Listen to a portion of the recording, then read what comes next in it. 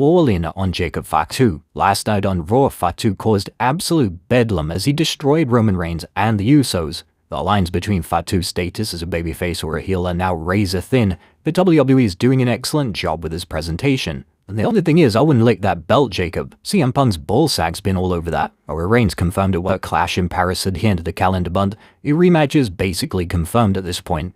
There is a strong push from fans to see the two collide in a gimmick match such as a last man standing matchup, so hopefully WWE has something special planned. Number 2, Dom finally wins. Yesterday was pointed out on social media that since John Cena lost to Dominic Mysterio at Survivor Series last year, Mysterio hasn't won a single match on the WWE main roster.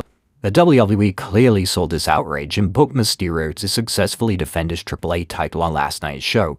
Whilst this is definitely a positive from the show, the fact that the feud between Finn Balor and the Judgment Day still continues to roll on is leading to justified complaints from the audience. Number 3, Sol vs. Io. Without a doubt, the best match from Raw was Io Sky vs. Sol Ruka. Ruka can be a huge babyface for WWE if the company gets behind her. A Sky TV match is always going to be a guaranteed hit. And number 4, Asuka says goodbye. The WWE is continuing the storyline of Asuka seemingly retiring. Asuka would appear on Raw last night to say goodbye to Io Sky backstage, and in a beautiful touch, she was wearing the striped face paint that she used when she debuted in WWE. A very nice full circle moment. Now, it's still not exactly clear where this is heading, but it's been widely reported that Asuka isn't fully done and will wrestle again in the future. It is nice to see WWE giving some emotional depth through a woman's storyline, and hopefully this pays off in a big way, with Asuka having a big babyface retirement match potentially at WrestleMania next year. But that was a good what about the bad is number 1, concerns for Liv.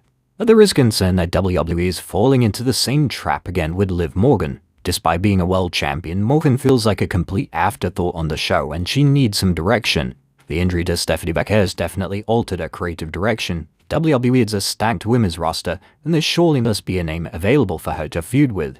Number 2, cut Breakker loose.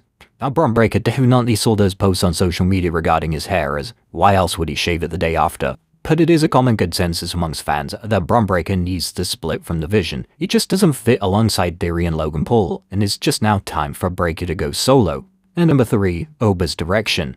Does WWE have a concrete plan in place for Oba Femi? Last night on Raw, he had to drag Bozo and Angel Garza to the ring to be his opponents in perhaps his most heel act since debuting in WWE. We're only 2 weeks away into this Open Challenge series, and it already appears that WWE has run out of ideas. Femi needs a feud with a top star on the roster, and it needs to happen sooner rather than later, or else he's going to lose all his momentum. There was nothing downright ugly on this week's edition of Raw. The show had some highs and lows, as is typical for a Raw show.